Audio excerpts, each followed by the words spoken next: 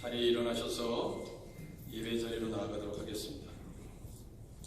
내 영혼아 여호와를 송축하라. 내 속에 있는 것들아 다 그의 거룩한 이름을 송축하라.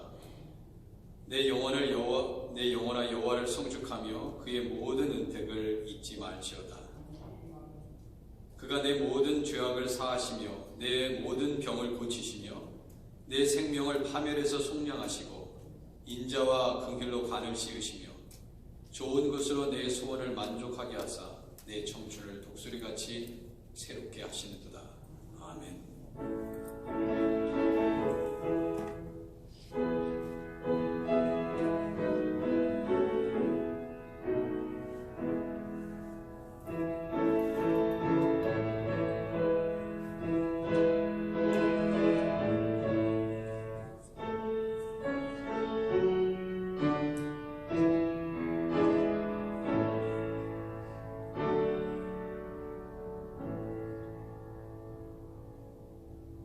주님 가르쳐주시는 기도로 함께 기도하겠습니다.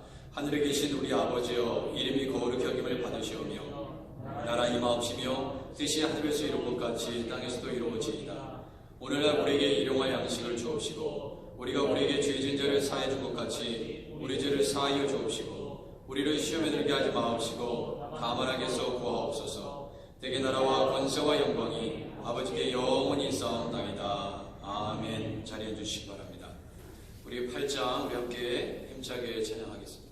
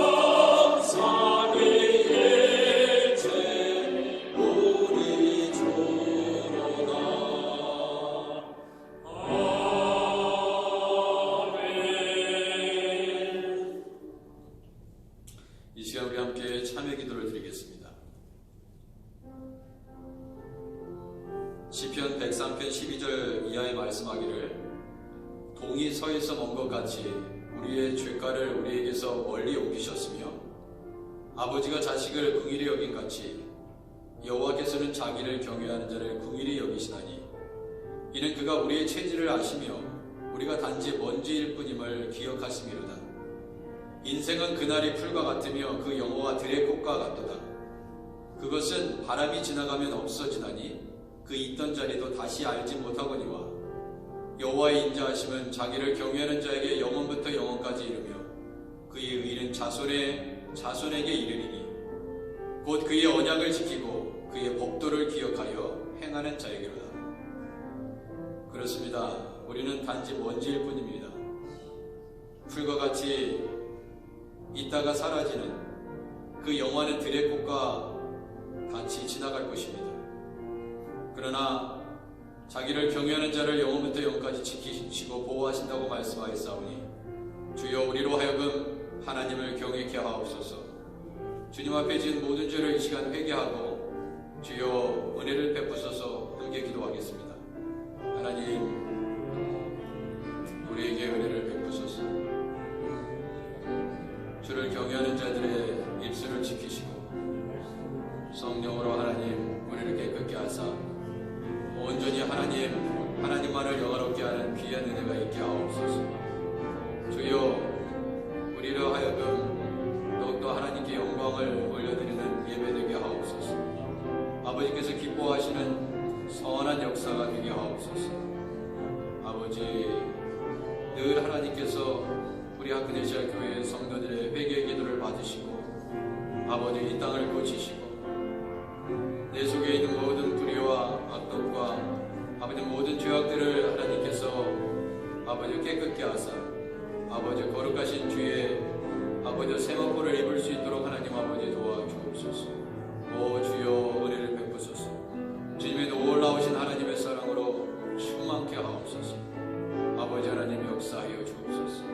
오 주님 도와주옵소서. 오 주님 우리의 모든 죄가를 아오니 아버지 동이서에서 먼 것 같이 아버지 우리의 죄악들을 아버지 하나님 사하여 주옵소서. 우리로 하여금 우리 하나님을 경외하는 자로 긍휼을 입게 하옵소서. 주님 회개합니다.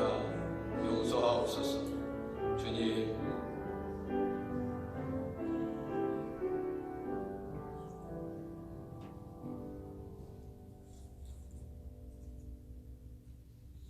하나님께서는 로마서 8장 말씀을 통해 하나님 앞에 통회하고 자복하는 우리 모두에게 말씀하십니다. 그러므로 이제 그리스도 예수 안에 있는 자에게는 결코 정죄함이 없나니 이는 그리스도 예수 안에 있는 생명의 성령의 법이 죄와 사망의 법에서 너를 해방하였습니다. 아멘. 우리 함께 찬양하겠습니다.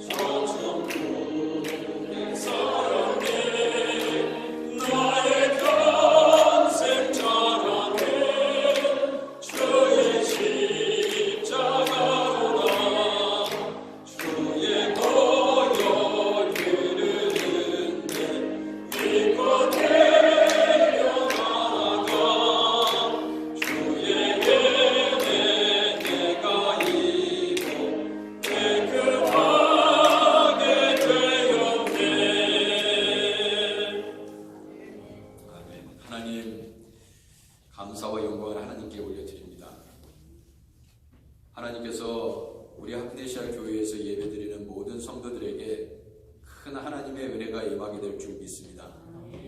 지난 3개월 동안 얼마나 힘들고 어려운 상황 속에서 예배의 회복만을 위해서 기도했던 성도들의 기도를 하나님께서 들으시고 또한 우리의 회개 기도를 받으사 점점 더 안정된 상황 속에서 하나님의 성전에서 모여서 예배할 수 있도록 오늘도 은혜를 베푸시니 감사합니다. 아멘. 주여 여전히 불안과 공포와 두려움 속에서 계시는 아버지 가정을 떠날 수 없는 하나님 우리 연로하신 모든 성도들에게 아버지 하나님 동일하게 함께 이 시간 아버지 실시간으로 아버지 하나님 예배드리오니 가정에서도 같은 은혜로 하나님께서 은혜 내려 주옵소서. 아버지 우리에게 마음 가운데 평강이 임하게 하옵소서. 주님 두려움이 예수 이름으로 물러가게 하옵소서. 아버지 하나님 사업의 문이 열리게 하여 주시옵시고 아버지 우리 교회 성도들의 아버지 직장의 문제가 해결되게 하셔서 하나님의 방법으로 아버지 하나님 까마귀를 통해서도 아버지여 메추라기와 만나를 통해서도 우리 성도들의 아버지 하나님 양식이 떨어지지 않으려도록 우리 하나님께서 공급하여 주옵소서.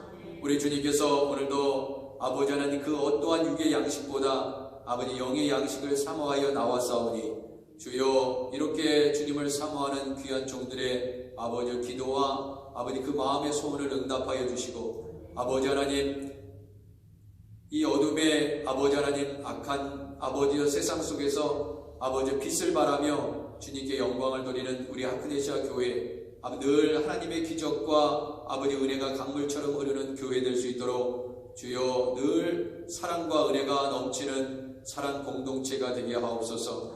은혜와 아버지 성령 공동체가 되게 하옵소서. 아버지 하나님 늘 아버지 하나님 서로를 사랑하며 나아가는 아버지 믿음으로 아버지 교회를 함께 세워져가고 그리스도의 몸을 함께 이루어갈 수 있는 교회 될 수 있도록 아버지 하나님 또한 우리 하크네시아 교회의 가정과 일터와 자녀 위에 하나님 마음껏 축복하여 주옵소서. 모든 영광 하나님께 올려드렸고 예배의 시종을 주님께 의탁드리고 예수님의 이름으로 기도드립니다. 아멘.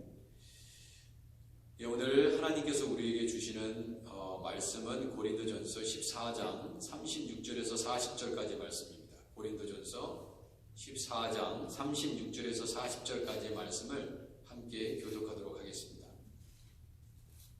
제가 36절 제가 먼저 읽고요. 40절은 함께 읽도록 하겠습니다. 36절입니다. 하나님의 말씀이 너희에게로부터 난 것이냐 또는 너희에게만 임한 것이냐 만일 누구든지 자기를 선자나 혹은 신령한 자라고 생각하건 내가 그에게 편지하는 이들이 죄의 의견인 줄 알라. 만일 누구든지 알지 못하면 그는 알지 못한 자니라. 그런즉 내 형제들아 예언하기를 사모하며 아버지하기를 원하지 말라. 함께 읽겠습니다. 모든 것을 품위 있게 하고 질서 있게 하라. 아멘. 예. 우리가 새벽마다 고린도전서 말씀을 가지고 한동안 계속 은혜를 나누고 있는데요. 오늘 이 본문의 말씀도 새벽 기도 시간에 함께 나누었던 말씀 중에 너무나 귀한 말씀이기에 주일날 같이 함께 은혜를 나누려고 준비를 했습니다. 보통 우리 말들을 살펴보면 우리 한국이라는 이 한반도 땅은 중국의 영향을 참 많이 받았습니다. 그래서 우리 말을 보면은 참 한자의 영향을 많이 받았습니다. 저희 아버님도 어렸을 적에 이렇게 보면은 그 글의 내용이 거의 다 한자였어요. 그래서 사실 어린 나이에 편지를 쓰시고 뭐 이렇게 기록하신 걸 보면은요 다 한자로 돼 있어가지고 제가 무슨 말인지를 전혀 몰랐던 기억이 납니다. 오늘 말씀에도 이 고린도전서 14장 36절에서 40절을 보면요 순수 우리말도 있지만 여기에 그 한자들이 섞여져 있다는 거 여러분 짐작하실 것입니다. 제가 그래서 오늘 본문의 말씀이라도 이 한자가 얼마나 많이 들어가 있나 제가 한 가지 좀 예를 들면서 설명을 한번 해보겠습니다. 이 36절에 보면 하나님의 말씀이 너희에게로부터 난 것이냐 또는 너희에게만 임한 것이냐 이런 구절이 있잖아요. 여기서 한자를 성경을 갖고 계신 분들은 한번 보시기 바랍니다. 여기서 한자가 뭔지 한자로 표시할 수 있는 단어가 무엇인지 한번 보세요. 그러면 여기 36절에는요 너희에게만 임한 것이냐 할 때 임하다 할 때 임자 있잖아요. 그게 한자입니다.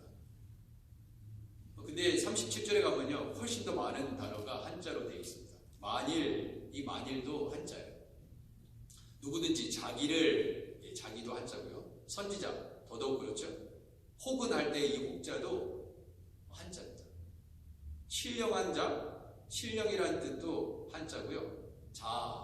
자라는 농자자 써서 한자입니다.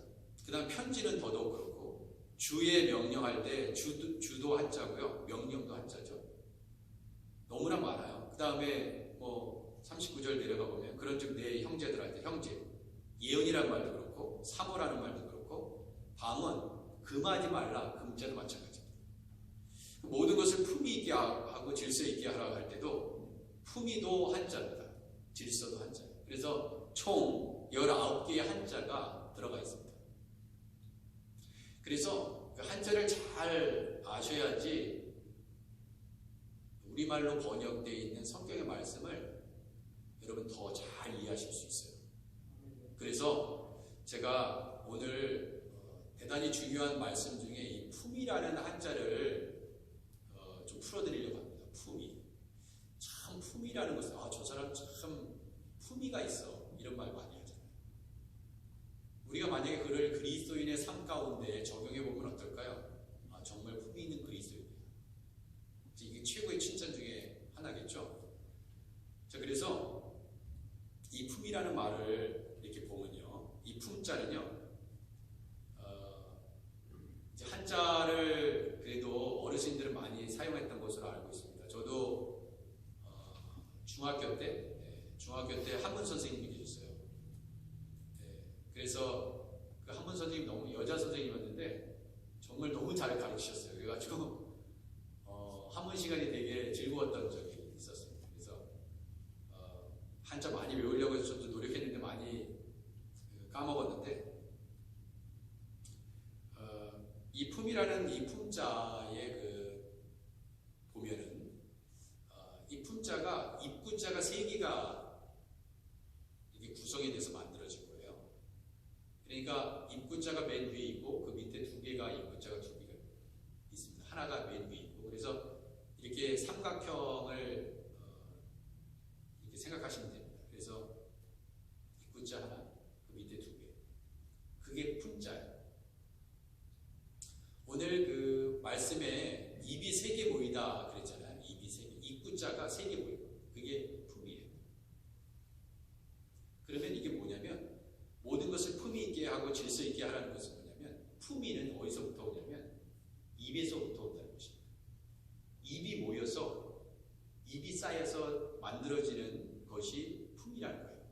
그러면 여러분들이 입속에서 말씀하시는 것, 입에서 바깥으로 이렇게 내놓는 그 말을 통해서 여러분의 인격이 형성이 된다는 뜻입니다.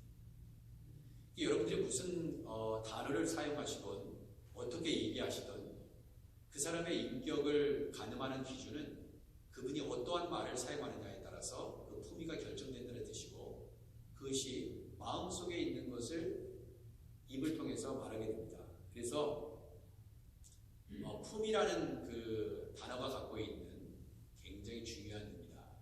여러분들이 잘 한번 이 시간을 통해서 깨닫는 시간이 되시면 좋겠습니다.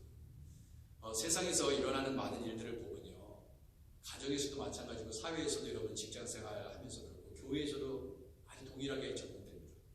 모든 사람들 사이의 관계도 마찬가지예요. 모든 일어나는 일들을 보면요, 좋은 일이건 나쁜 일이건 우리가 하는 말과 관련이 있습니다. 좋은 일도요, 좋은 얘기를 듣고 정말 그 사람이 살아나는 일이 있는가 하면 어떤 일은 부정적인 말을 옮김으로써 사람 사이의 관계도 깨어지고 힘들게 됩니다. 어느 때는 자식 잘 되라고 부모님이 지나치게 혼내는 것 때문에 아이들이 삐뚤어 나가는 경우가 있습니다. 말하는 것이 정말 힘든 것 같습니다. 참 말을 어떻게 지혜롭게 할 수 있을까? 그리고 할 말과 하지 말아야 될 말을 어떻게 구분해서 분별하며 우리가 살 수 있을까? 이게 너무나 중요합니다. 너무나 사랑하기 때문에 너무 쉽게 아내한테 남편한테 할 말 하지 못할 말을 함으로써 엄청난 상처를 주기도 하고 너무 조심했어야 되는데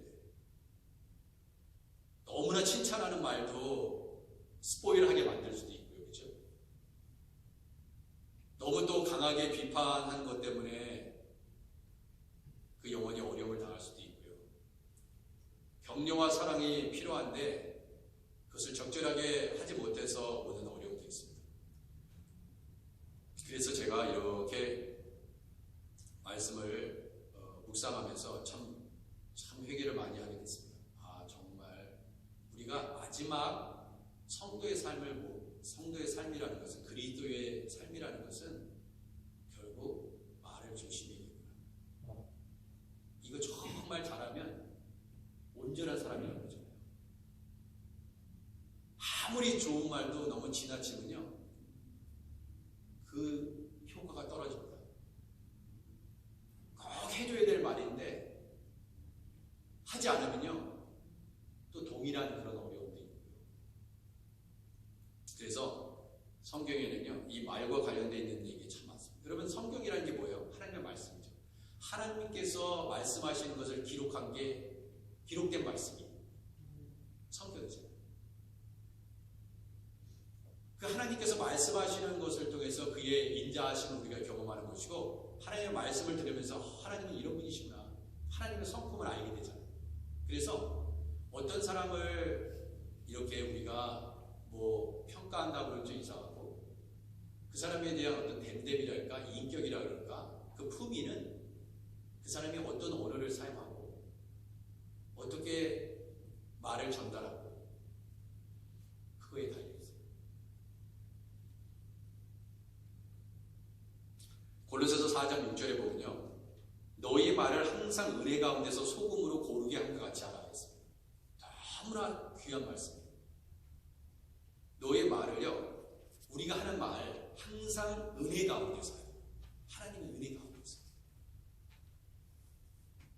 소금으로 고르게 한 것 같지 않아요? 여러분, 소금으로 고르게 한 것 같다라는 표현은 정말 너무나 놀라운 그 말씀의 뜻이 담겨져 있는데, 여러분, 소금으로 간을 하잖아요. 소금으로 간을 합니다.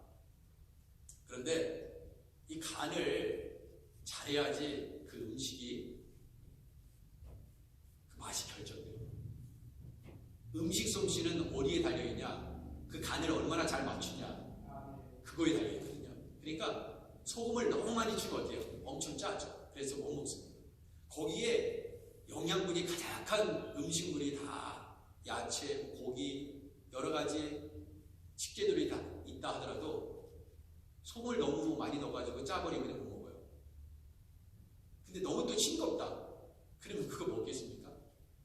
싱거우면 그래도 소금 치면 괜찮겠지만, 너무 싱거워도 못 먹고, 너무 짜도 못 먹고, 너무 매워도 못 먹고, 그러면 어떻게 해야 돼요? 소금으로 맛을 냄과 같이 하라, 고르게 한다 하는 표현은 바로 그런 의미입니다. 그래서 적절하게 간을 하라는 거예요. 그러니까 여러분과 제가 어느 누구와 대화를 할 때 이와 같이 하는 것입니다. 얼마나 어려워요. 그러면 한마디 한마디 할 때 얼마나 조심스럽게 해야 됩니까? 그리스도인이 그렇게 말을 해야 된다 하는 것을 가르쳐주고 있습니다. 잠언서 13장 3절에 보세요. 입을 지키는 자는요, 그 생명을 보존하라. 크게 벌리는 자에게는 멸망이 오느니라 그랬어요. 입을 지키는 거예요. 우리가 인생을 살아보면서 저를 포함해서 이런 생각이 들 때가 참 많이 있었어요. 내가 그 말 하지 말았어야 돼. 내가 책임지지 못할 말을 했구나. 이 말은 너무 심하게 했구나. 이렇게 하면 안 됐어야 돼. 이렇게 말하지 말았어야 돼. 내 감정이 너무나 막 분하고 그러니까 내가 입을 크게 벌렸구나. 그래서 그에게 많은 상처를 주었구나. 입을 지키는 자는 그 생명을 보존한다 했습니다. 그러면 입을 지키지 않는 자는 생명을 보존할 수 없을지도 모른다. 조심해라. 경계해라. 여호와여, 내 입 앞에 파수꾼을 세우시고 내 입술의 문을 지키소서. 시편 141편 3절의 말씀입니다. 여러분, 성 자체가 큰 성이 있다고 생각해 보세요. 그러면 파수꾼의 역할이 대단히 중요하잖아요. 그렇죠? 그러면은 성을 지키는데 많은 사람이 필요합니다. 군사들도 필요한데요. 제일 먼저 그 역할을 감당해야 되는 건 파수꾼입니다. 그런데 그 파수꾼이 몸의 다른 부분을 지킬 수 있어요. 눈도 지킬 수 있고요. 귀도 지킬 수 있고요. 다리도 지킬 수 있고요. 손도 지킬 수 있습니다. 그런데 그 온몸 중에서 이 파수꾼이 뭘 지켜야 되느냐? 입을 지켜야 된다. 입을 잘 지키지 못하면 큰 낭패를 본다는 것입니다. 그래서 우리가 참 후회를 많이 합니다. 반성도 많이 하고요. 내가 이 말 하지 말았어야 돼. 그 순간에 그 말 꼭 했어야 되는데. 내가 꼭 그때 사랑한다고 얘기했어야 되는데. 바로 그때 그 사람이 죽기 전에 내가 당신을 용서합니다 하고 그렇게 얘기했어야 되는데. 그때 격려가 필요했는데. 그때 죄송합니다. 제가 잘못했습니다 하고 그때 바로 그 타이밍에 했어야 되는데. 우리가 놓칠 때가 참 많습니다.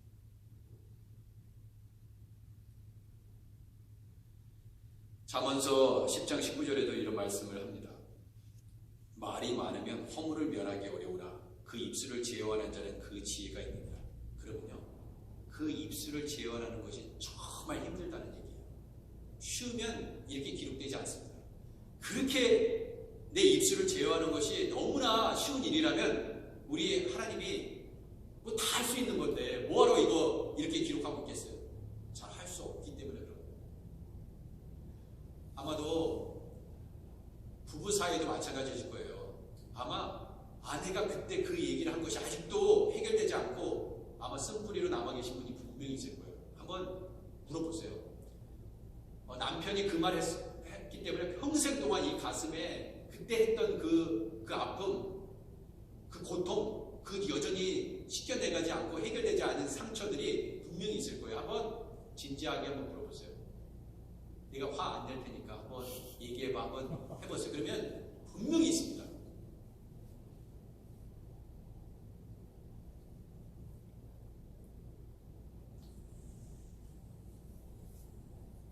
결국 품이라는 것은 어떻게 결정되느냐? 입이 세 개 모여서 여러분이 하신 모든 말들이 쌓여서 품위가 결정돼요. 그 사람의 품위가 결정돼요. 그러니까 여러분이 무슨 말을 하시든지 얼마나 조심하셔야 된다는 것을 우리가 성경을 통해서 알게 됩니다.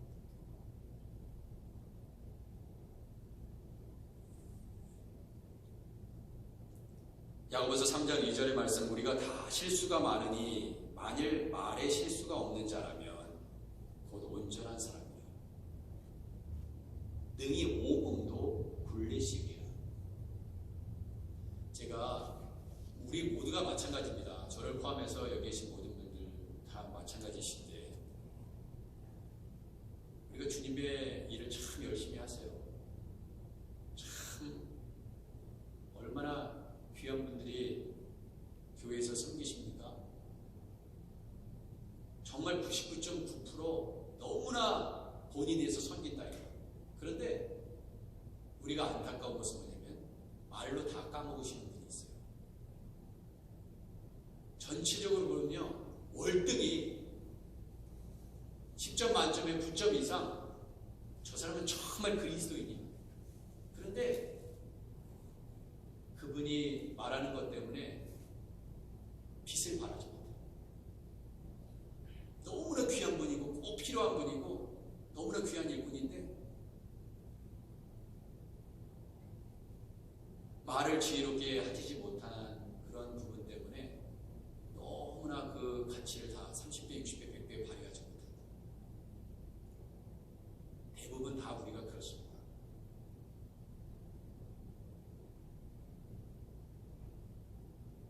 그래서 말에 실수가 없는 자라면 온전한 사람이라 그렇게 성경이 가르치고 있습니다.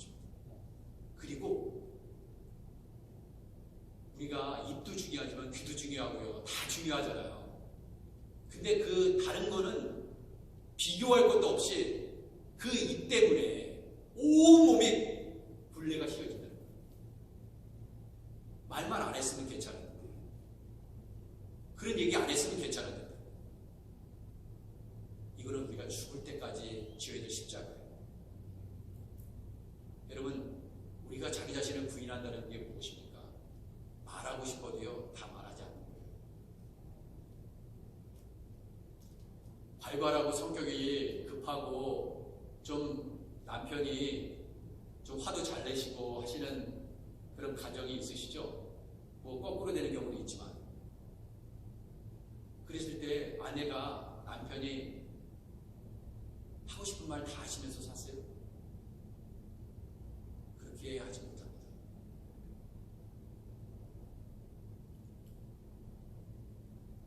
그 아내가 대부분 우리 한국 분들은, 한국 가정들은 대부분 다 여성들이 참아요. 100이면 100, 거의 다 그런 줄 알고 있습니다. 다 꾹꾹 참아.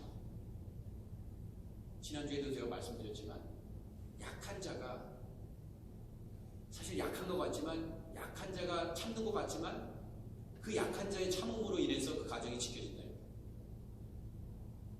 우리 어머니들이, 여기 계신 어머니들이, 그리고 할머니들이 가정에서 다 하고 싶은 말 다 하시면서 사시는 분도 계시겠지만, 한이 맺힐 정도로 다 하지 못하고 그 가정을 지키기 위해서 꼭 참으시면서 인내하셨기 때문에, 그래서 하고 싶은 말 다 하지 못하셨어요.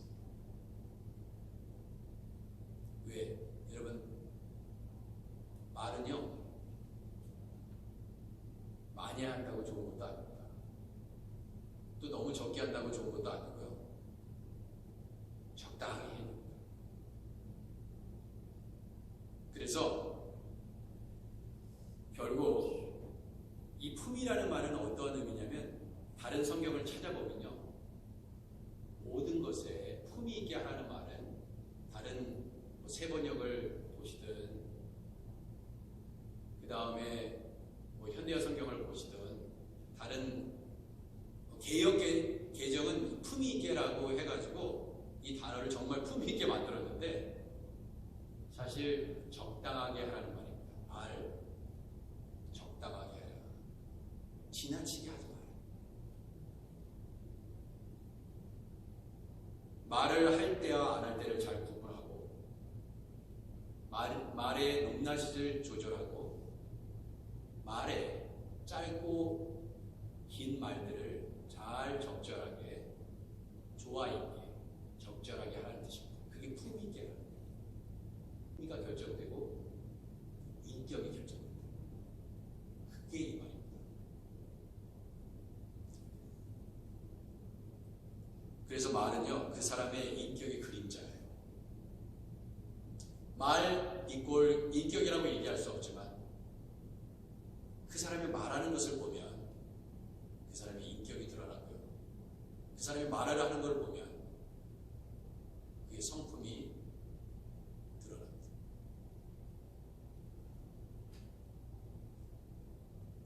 말을 잘한다는 것은요, 화려한 언어를 구사한다고 하는 것이 아닙니다. 여러분, 운전을 잘한다는 거 잘 아시죠? 네. 운전을 잘한다는 것은 아주 빠르게 질주한다는 얘기가 아닙니다. 운전을 잘한다는 것은 교통법규를 잘 지킨다는 말이에요. 속도를 잘 조절한다는 말이에요. 말을 잘한다는 것도 이와 유사합니다. 적절하게 필요한 말들을 하고요, 그리고 상대방이 얘기할 때 잘 듣고요, 일방적으로 얘기하고 너는 듣기만 해. 그게 말입니까? 그건 대화가 아니죠. 내가 말을 했으면 상대방이 무엇을 할지 귀를 들어야 돼요. 그게 소통이고, 그게 커뮤니케이션입니다. 너는 내 얘기만 들어. 그거는 강연입니다. 대화는 서로 주고받는 거예요.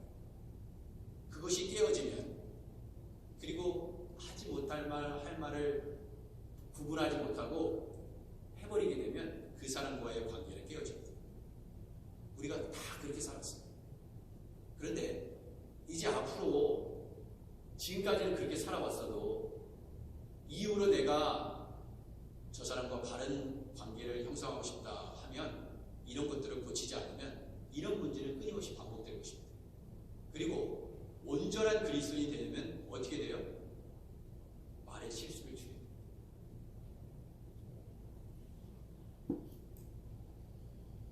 우리는 국어 시간에요, 말 잘하는 이런 단어 저런 단어의 뜻은 헤아리고 시와 수필과 소설을 읽어가면서 그 시의 주제는 무엇인지, 그 수필의 주제는 무엇인지, 왜 이 저자는 이 글을 썼는지 그런 거는 찾아가지고 동그라미 치면서 국어 점수를 받았지만, 정작 어떻게 그 사람에게 내 의견을 지혜롭게 화를 내지 않고 전달할 수 있는지, 그 마음을 헤아리면서 그의 입장이 돼서 내가 말을 전달해야 될지, 이런 방법을 배운 적이 없어요. 임상훈련을 받은 적이 없어요. 그러니까 무조건 쏟아내고 무조건 화려한 언어 구사를 하고 어떻게 해서든지 말로 제압해서 그 사람을 굴복시키면 내가 말을 잘한다고 생각했습니다. 국어 점수 빵점이죠. 우린 그런 훈련을 받은 적이 없어요.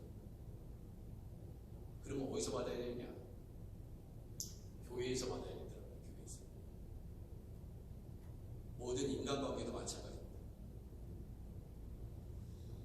그런데 쉽게 언어는요, 잘 바뀌어지지 않아요. 바뀌어지지 않습니다.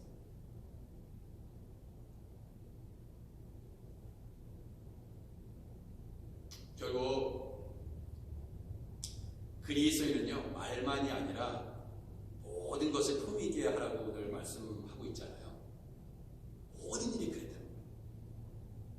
적당히 해라. 말도 적당히 해라. 화도 적당히 화내라. 그렇죠? 아무리 좋은 말도 적당히 해라, 이거예요. 지나치면 안 된다는 것입니다. 그러려면 어떻게 돼요? 절제를 해야 되죠. 절제. 절제가 잘 안 됩니다. 중국 노나라 때 학자 자사라는 사람이 있습니다. 자사.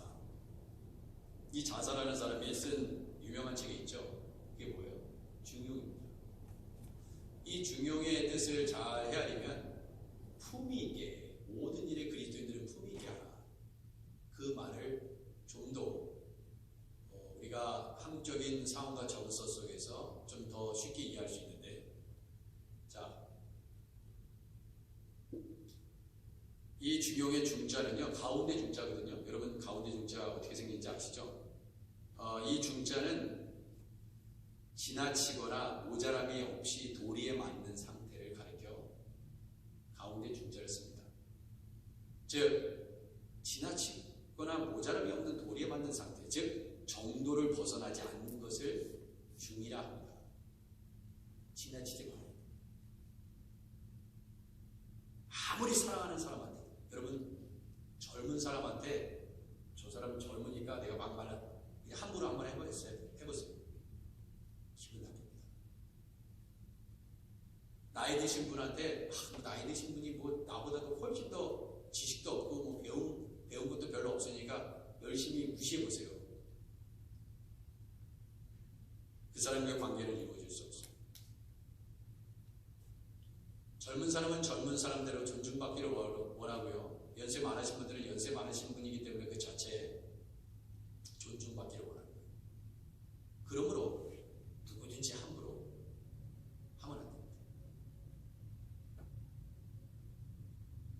자, 용이라는 말은요, 떳떳할 용자를 씁니다. 이 용이라는 것은 보편적이면서 변하지 않는 성질을 가리켜서 용이라 이름합니다. 즉, 중용이라는 것은 한쪽으로 치우치지 않고 양극단 사이에서 절충하는 자세인데, 잘못하면은 이것을 오해할 수가 있어요. 나는 이쪽 편도 아니고 저쪽 편도 아니야, 이런 용어가 아닙니다. 이 용어가 그런 의미가 아니라, 여러분 세상은 그렇잖아요. 한쪽의 이득을 보면요, 반대편은 손해보는 일이 참 많이 있습니다. 이것을 영어로는 제로섬 게임이라고 합니다. 제로섬. 지로섬 게임이라고. 그런데 이 중용이라는 것은 어떤 지금 파지티브 썸. 그러니까 당사자 모두가 실리를 챙기는 것입니다. 양쪽에 다 이득이 되는 거예요. 그러니까 중용이라는 것은 나는 이쪽도 아니고 저쪽도 아니라 중간이라는, 난 중간에 설 거야, 그게 아니라 상황과 여건에 맞게 합리적으로 위치하는 것. 결국 어울림이라는 단어예요. 어울림. 중용이라는 그런 의미입니다. 말하는 자와 듣는 자, 나와 당신, 우리와 너희들 각각 어울림을 추구하는 거예요. 어울림. 그런데 우리가 말과 행동을 품위 있게 하지 못할 경우에는 완전히 적이 되어버리는 것입니다.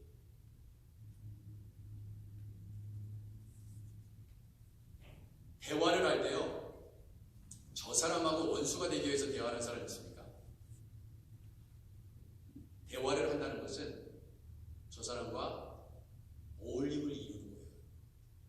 그래서 대화를 하는 것입니다. 그런 마음의 자세를 가지지 않고 대화를 한다면 그게 대화가 되겠냐고요. 대화가 될 수가 없습니다. 우리가 바다 위 베일을 한번 생각해 볼까요? 웬만한 선박들은요, 출항전의 배 부분에 평형수를 주입합니다. 이 평형수가 뭐예요? 발라스트 워러라고 합니다. 평형을 맞춰줍니다. 자, 파도를 만나면 배가 한쪽으로 기울기 마련이죠? 그러면은 이 배에 주입했던 이 평형수가 반대 방향으로 이동해서요, 선박의 무게중심을 잡습니다. 그게 평형수예요. 이게 발라스트 워러입니다. 평형수가 제 위치를 절충하는 덕분 때문에 배는요, 뒤집히지 않고 순항을 하는 거예요. 그게 중용이라는 거예요. 결국 뭐냐? 품위 있게 하라 하는 이 말 속에 왜 적당히 해야겠어요? 적당히 권면하고요, 적당하게, 적절하게 라는 뜻이에요. 적절하게. 그리고 그 말 속에는 예의 있게 하는 것입니다. 또 무슨 뜻이 있냐? 제너러스, 관대하게.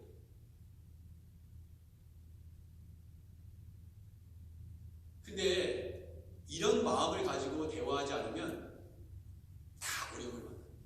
이 한국 분들이 다 못해요. 저를 비롯해서 다 못합니다. 중요의 자세를 취하라는 말, 다르지 않다. 자, 또 한 가지 예를 들어볼까요? 이제 연세가 드시면요, 걸음걸이가 참 힘들잖아요. 그리고 이 관절에 이상이 있거나 어려움이 있는 분들은 걷는 게 상당히 힘듭니다. 부부가 있었습니다. 노부부가 계셨습니다. 아내 되시는 분은 너무나 이 관절이 어려웠기 때문에, 힘들기 때문에 빨리 걷지 못해요. 근데 상대적으로 남편분은 건강하셨고 키도 크신 분이었습니다. 그러면 그 두 분이 걸어가실 때 동행을 하려면, 같이 걸으려면 어떻게 걸어야 될까요? 보폭을 맞춰야 되죠. 남편분이 천천히 걸어야겠죠. 속도를 조절해야겠죠. 그 아픈 다리로 걷는 부인을 위해서 건강하시고 좀 더 건강한 무릎과 다리를 갖고 계신 분이 보폭과 속도를 조절해야 됩니다. 그렇죠? 그런데 그것만 필요한 게 아니에요. 어떤 사람이 그러한 부부를 관찰하면서 이런 깨달음을 얻었다고 합니다.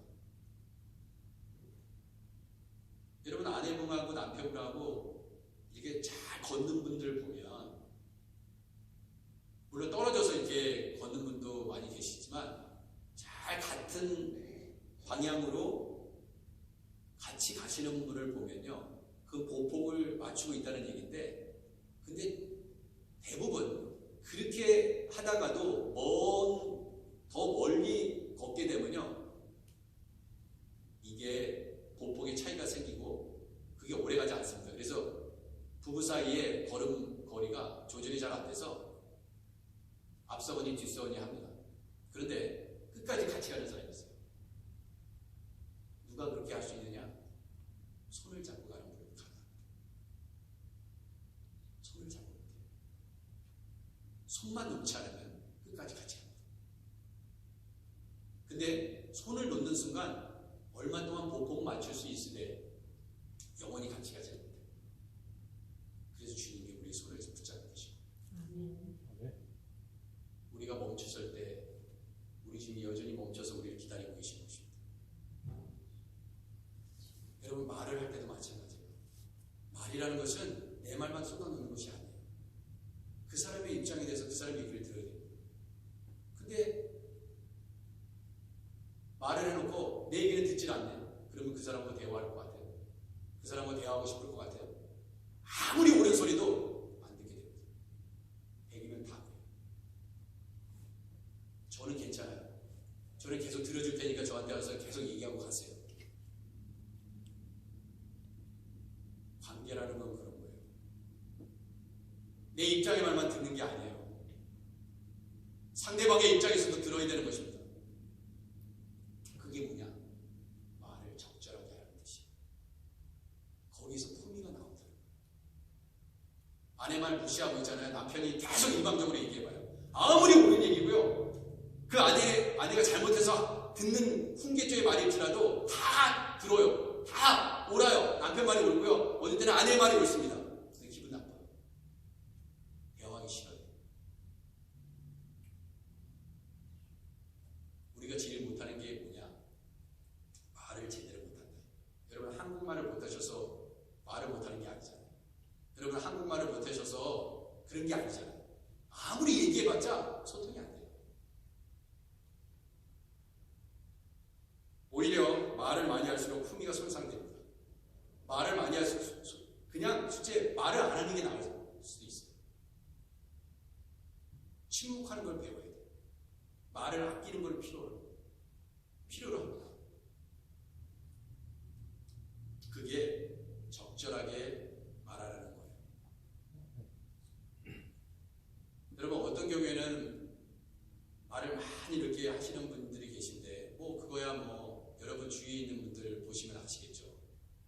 근데 도대체 이 사람이 무슨 말을 하는지 모를 때가 있어요. 하도 말을 많이 해서 도대체 요점이 뭔지 모르겠어요. 말을 많이 한다고 해서 요점이 잡힙니까? 아니에요. 간단 명료하게 필요할 만큼. 그러나 너무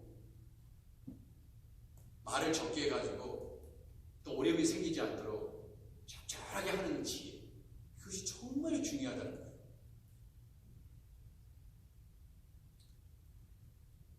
그래서 공자의 논어 위명공편에 보면요, 사달이의라는 말이 있습니다. 사달이의. 이 말은 어떤 뜻이냐면 말과 문장의 뜻을 전달할 수 있으면 충분하다. 무작정 현란하게 말하는 데만 몰두하다 보니까 정작 말 속에 담아야 할 본질적인 내용을 다 놓친다. 나의 진심만 전달하면 되는 거거든요. 근데 진심이 전달되지 않고 여러 말은 늘어놓는데 도대체 무슨 말을 하는지 모르는 때가 있다. 사랑하는 성도 여러분, 우리는 다 죽습니다. 다 임종을 맞이해요. 누구 앞에서요? 아니, 내 자식들 앞에서도 임종을 못할 수도 있어요. 의사 앞에서도 할 수 있고요. 근데 임종을 앞두고 가장 많이 하는 말이 뭔지 아세요? 많이 사용하는 단어가 뭔지 아세요? 손이라는 단어입니다. 손. 왜 그럴까 생각이 드시죠? 이제 임종을 앞두면요, 말할 기운이 없어요. 말이 입에서 안 떨어집니다. 호흡도 힘들고요. 그렇게 됩니다. 그래서 생애 마지막 순간 보통 아내든 자식이든 있잖아요. 가족의 체온을 느끼기 위해서 손 좀 잡아달라고 해요. 그래서 손이라는 단어를 사용합니다. 그리고 저도 임종 예배 드릴 때 손을 대부분 잡아요. 우리 교회에서 돌아가셨던 분들, 또 가족분이 돌아가셨던 분들 대부분 제가 손을 잡습니다. 마지막 예배 드릴 때. 말이 필요 없습니다. 일만 많이 말보다 손 한 번 잡으면 그 마음이 전달이 돼요.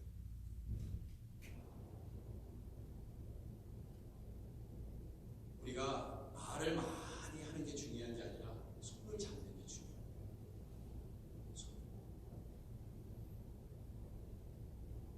그래서 여러분 기도하실 때 그냥 막 기도하시는 것도 좋지만 우리가 때때로 우리 손잡고 기도하잖아요. 텅 둘러서 우리 손잡고 기도하잖아요. 그럼 뭔가 굉장히 하나가 되었다는 마음이 확 밀려오지 않아요? 손을 잡고 있잖아요. 주위에 있는 사람 손을 잡고 기도하면요, 능력이 되고 위로가 되고 소망이 되는지 몰라요. 말한다는 게 다가 아닙니다. 여러분, 말로 그 사람을 제압해서 말로 있잖아요. 우리의 마음을 다 전달하지 못해요. 오히려 때로는 그 말보다 손을 잡고 때로는 허그를 하고요. 그것이 필요한 것입니다. 동행을 할 때도 야 너는 30cm 걸어라, 뭐 몇 인치씩 걸어라, 그래가지고 말로 해서 그게 됩니까? 손을 잡아야 된다니까요. 대화를 할 때도 손을 잡고 같이 가기 위해서 대화를 하느냐, 아니면 이 사람하고 오늘 끝장을 보겠다고 대화를 하느냐, 그거는 벌써 있잖아요. 엄청난 차이가 납니다. 뭘 기대하겠습니까? 절대로 관계는 개선되지 않습니다. 손을 잡을 때만 희망이 있는 거예요. 이혼하겠다고 두 사람이 북치고 장구치면서 싸워보세요. 안 됩니다. 화해를 위한 대화냐? 그죠? 더 좋은 미래를 위해서 대화하는 것이냐? 싸움을 하더라도 손을 잡고 있잖아요. 싸움을 하셔야 돼요. 여전히 우리는 하나야. 그게 전제되지 않는 모든 대화는 다 허공을 치는 메아리에 불과합니다. 아무리 좋은 말이라. 그래서 한자에 언의심성이라는 말이 있습니다. 이 말은 뭐예요? 말은 마음의 소리라는 거예요. 그러니까 여러분, 절대로 나쁜 말 사용하지 마세요. 남 욕하는 말 쓰지 마세요. 그리스도인의 삶이 아닙니다. 여러분, 말을 아끼셔야 돼요. 품위가 있는 그리스도인, 인격이 있는 그리스도인들은 말을 아낍니다. 그리고 할 말과 말하지 않는 말을 잘 구분해요. 그리고 적절하게 필요한 말을 합니다. 아무리 좋은 말이라도 장황히 늘어놓지 않습니다. 왜? 말을 잘하면 그것이 온전한 사람이라고 야고보 사도를 기록하고 있습니다.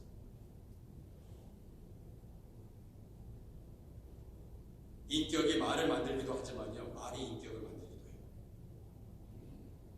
말이 그 사람의 품위를 결정하는 것입니다.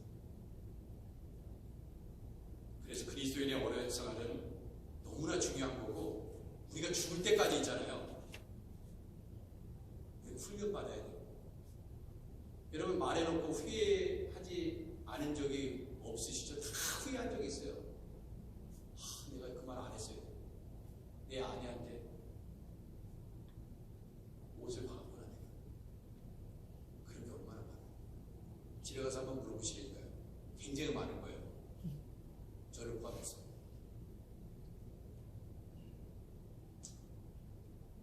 말 때문에 누군가가 내 곁을 떠났다면 말의 온도가 지나치게 뜨겁지 않았는지, 말 때문에 누군가가 마음을 닫았다면 말의 온도가 지나치게 차갑지 않았는지, 우리 스스로 겸손하게 겸허하게 되짚어볼 필요가 있다 하겠습니다.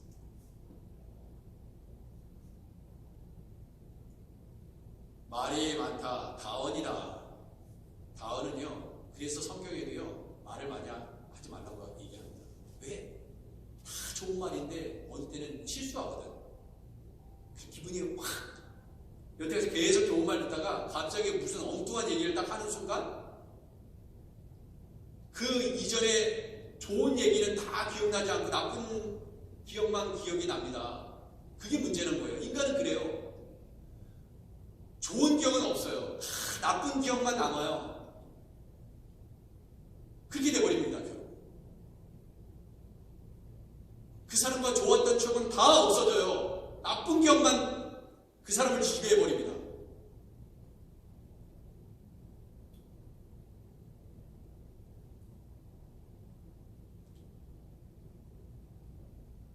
잠언서 10장 19절이죠. 말이 많으면 허물을 멸하기 어려우나 그 입술을 제어하는 자는 지혜가 있다.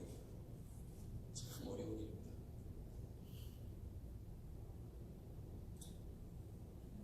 오늘 말씀에 모든 것을 품위 있게 하고 질서 있게 하라고 했어요.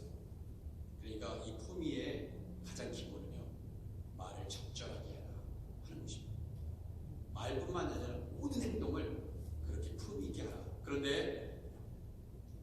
말이 주어진 그 고린도전서의 배경을 보면 어떤 거예요? 고린도전서 그 고린도 교회는 어떤 교회예요?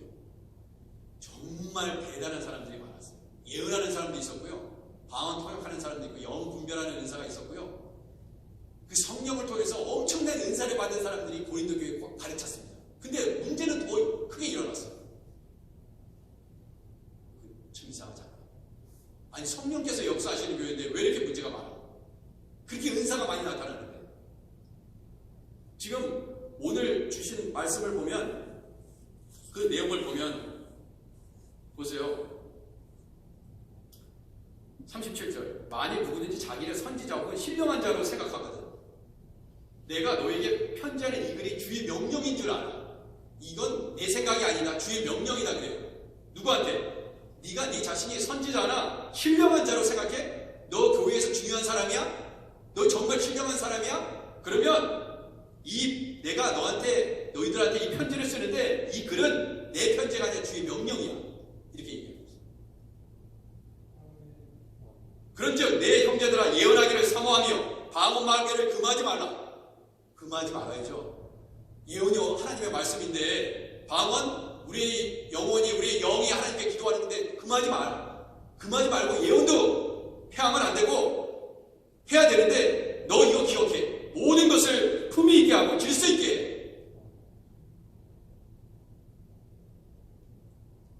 예언이 얼마나 좋은 거예요. 방언이 얼마나 좋은 것입니까? 그러나 품위 있게 해라. 질서 있게 해라. 질서를 깨는 어떠한 말도 하지 말라. 주의 명령이에요.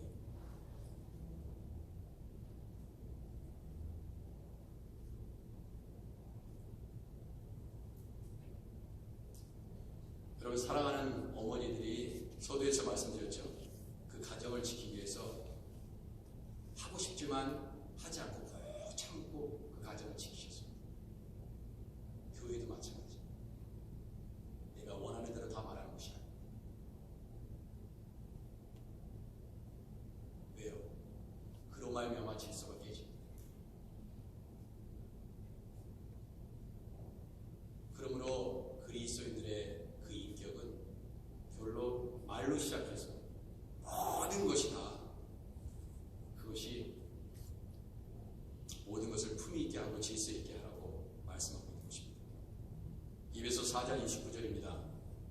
무릇 더러운 말은 너희 입 밖에도 내지 말고 오직 덕을 세우는 데 소용되는 대로 선한 말들을 하여 듣는 자들에게 의를 끼치게 하라. 사랑하는 성도 여러분, 누군가 내가 말을 했을 때요, 그것이 은혜가 되지 않으면 그건 더러운 말입니다.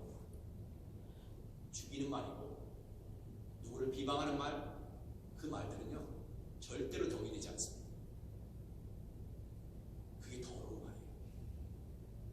내가 지금 더러운 말을 하고 있는지 본인 자신이 더 잘 알아요. 만약에 성령의 사람이 아니라면 모릅니다. 그럼 100% 모를 거예요. 왜? 성령을 받지 않으면 성령께서 깨닫게 해주시는 은혜가 없어요. 그러므로 베드로전서 2장 1절, 모든 악독과 모든 기만과 외식과 시기와 모든 비방하는 말을 버리고, 그러므로 생명을 사랑하고, 베드로전서 3장 10절, 생명을 사랑하고 좋은 날 보기를 원하는 자는 혀를 금하여 악한 말을 그치며 그 입술로 괴유를 말하지 말고. 여러분, 생명을 사랑하는데 악한 말을 하겠습니까? 비방하는 말을 하겠어요?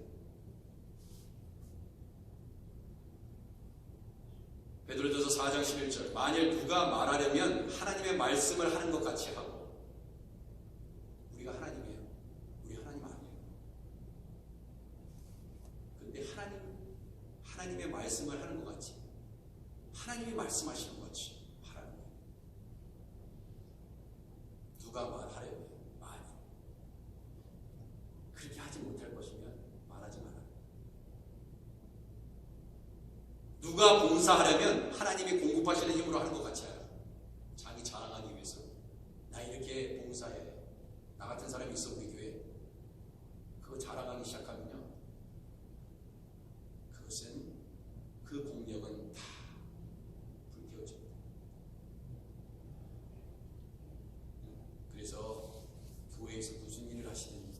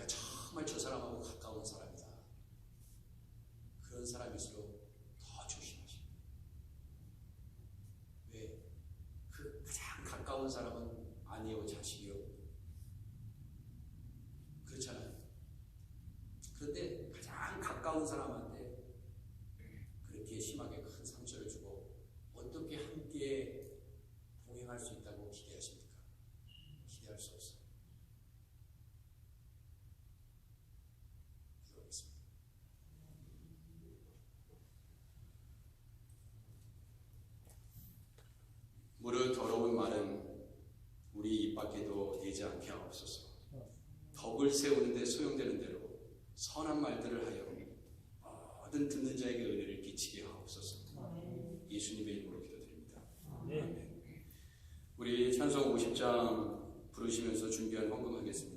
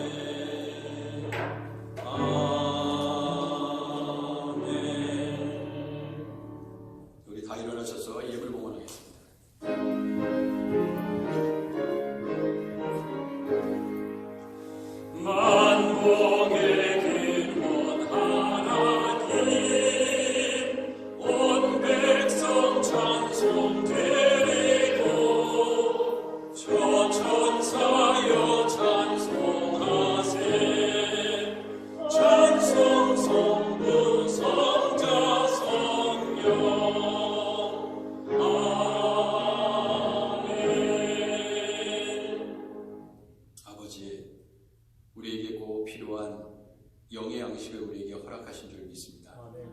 우리가 평생 동안 아버지 우리의 아버지 입술을 거룩하게 하시고 사람을 살리는 귀한 입술 되게 하시고 항상 하나님의 은혜 가운데 덕이 되는 아버지의 말들을 서로 주고받고 위로가 되게 하시고 아버지 넘어지는 자 붙잡아주는 말씀 되게 하시고 만일 누가 누구에게 말을 하려거든 하나님이 하시는 말씀처럼 그렇게 하는 지혜가 있게 하여 주옵소서. 하나님, 우리 하크데시아 교회는 예수 안에 한 가족입니다.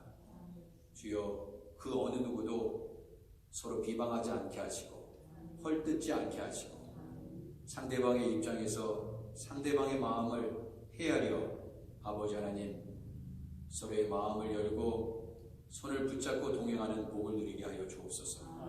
아버지 하나님, 오늘도 11절을 드립니다. 감사의 예물을 드립니다. 주일 또한 지정, 선교 여러 가지 모양으로 주님 앞에 올려드린 이 예물이 우리 하크데시아 교회가 더욱더 사랑으로 하나 되어 성령의 공동체요, 친교의 공동체요, 사랑의 공동체로서 더욱더 주님 안에서 하나님 그리스도의 몸을 이루는 교회 되게 하여 주옵소서. 하나님, 서로 상처 주는 말로 하나님 아프게 했다면 이 모든 것을 용서하고 용서받게 되기를 소원합니다.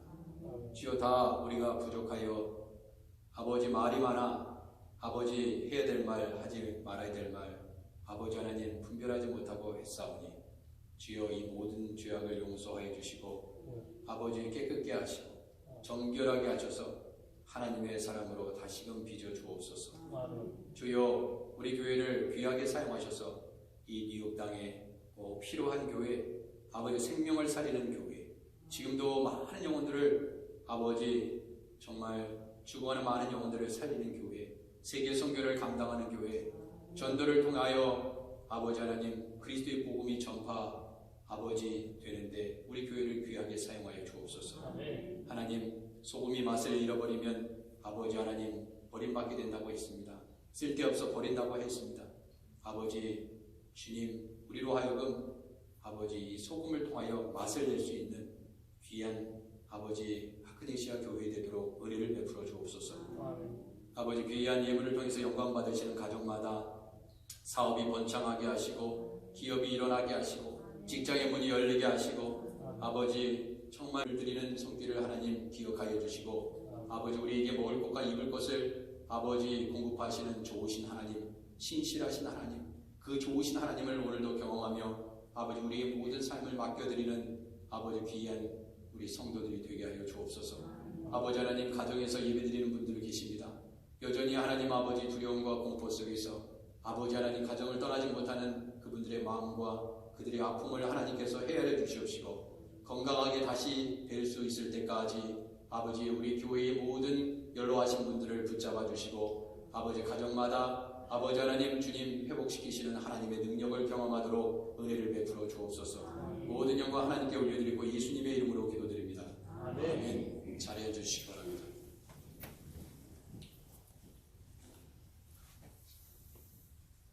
네, 이제 앞으로 여러분 계속해서 방금 말씀드린 대로 이제 예물은 미리 예배 전에 저 뒤쪽에 있는 헌금함을 여러분 이용해 주시면 대단히 감사하겠습니다. 물론 여러분의 그 편의를 위해서 지금까지 이렇게 헌금 바구니가 돌아갔는데 이제 앞으로는 이제 그 정착할 수 있도록 계속 그 광고의 말씀을 드리도록 하겠습니다. 지금 이제 수요 성경대학이 일시적으로 이제 코로나 때문에 모이지 못하는 상황인데 우리 또 당회에서 의논하겠지만 수요 그 중보기도 사역자분들 가능하시면 이제 충분히 모일 수 있는 그러한 시기가 왔습니다. 이제 좀 7월 6일 되면 아마 제 3단계 지금 그러한 상황으로 가는데 중보기도자들 모여서 기도하더라도 전혀 지장이 없는 그런 환경과 여건이 됐으니까 수요 그 기도 모임 일단은 7시 30분에 이 자리에 오셔가지고 2층과 1층 활용하시면 얼마든지 그렇게 많은 수가 아니기 때문에 모여서 기도하실 수 있습니다. 그래서 예배의 회복을 위해서 이 기도하는 것은 멈춰서는 안 되고요. 지금 한 여론조사에 의하면은 가정에서 재택근무하고 생활하다 보니까요 너무나 오히려 막 우울증도 오고요 굉장히 힘들다고 그러더라고요 직장인들이. 그래서 제대로 나가지 못하고. 근데 예배도 마찬가지로 그렇습니다. 예배도 가정에서 예배 드리실 때 뭘 얼마나 잘 드리시는지는 제가 알지 못하지만 이게 참 쉽지 않습니다. 가정에서 이 성전에 나와서 예배드리는 것만큼 또 우리의 마음과 정성을 모아서 예배드리는 것이 참 쉽지 않아요. 그래서 이제 점점 좋은 환경과 여건이 열릴 것을 믿고 용기를 내시고 가정에 계신 분들도 한번 트라이 해보시고 정 힘드시면 어쩔 수 없지만 다 지금 보니까 2부 예배가 좀 숫자가 적더라고요. 9시 30분 예배. 그러니까 9시 30분 예배 많이 나와주시기 바랍니다. 가정 예배 드리시는 영상을 통해서 보시는 분들 9시 30분 예배 많이 오세요. 지금 1부하고 3부는 꽤 숫자가 됩니다. 근데 9시 30분 예배에 나는 더 이렇게 건강하게 또 안전하게 예배 드리고 싶다 그러면 9시 30분 예배를 많이 애용해 주시기 바랍니다. 자, 그리고 그래서 금요 엘리야 다락방 기도회도요.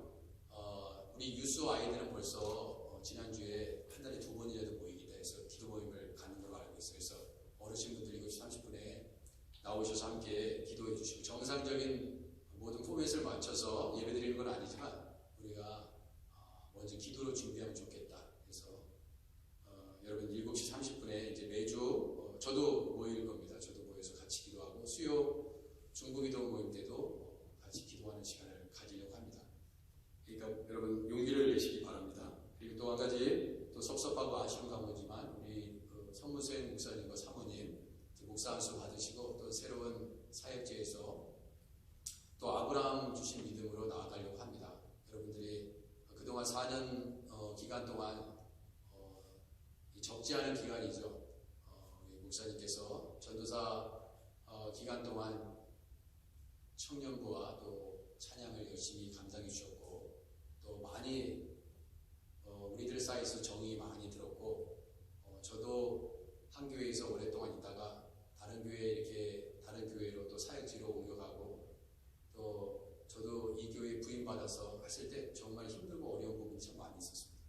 한 곳에서 사역하고 떠난다는 것이 그렇게 쉽지 않습니다.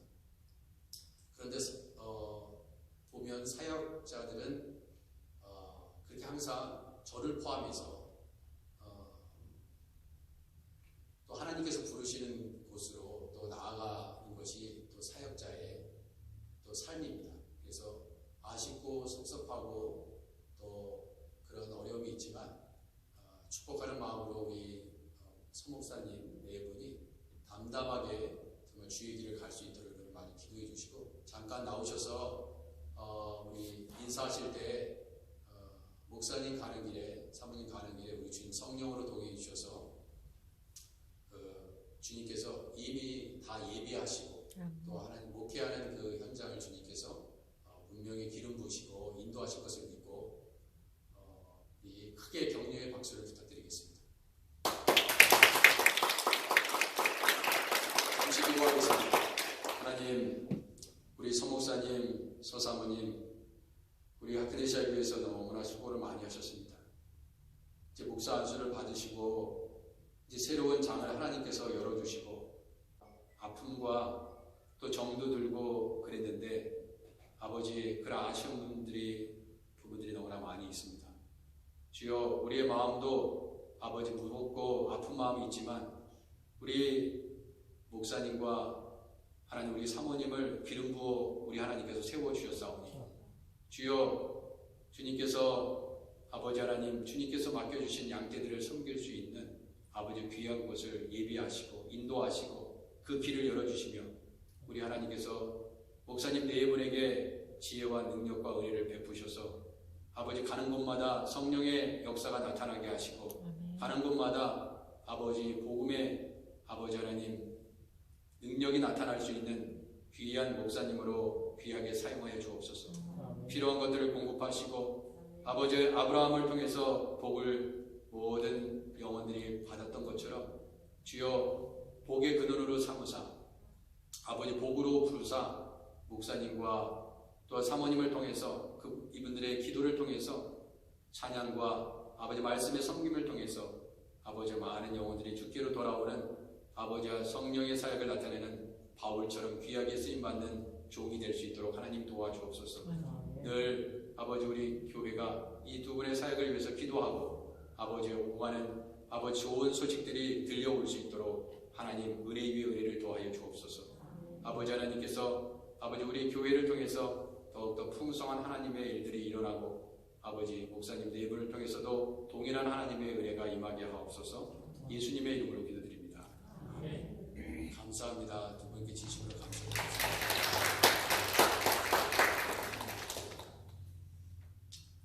우리 다 일어나셔서 569장 1절과 4절 결단 569장 함께 찬송한 후에 축도로 예배를 마치도록 하겠습니다.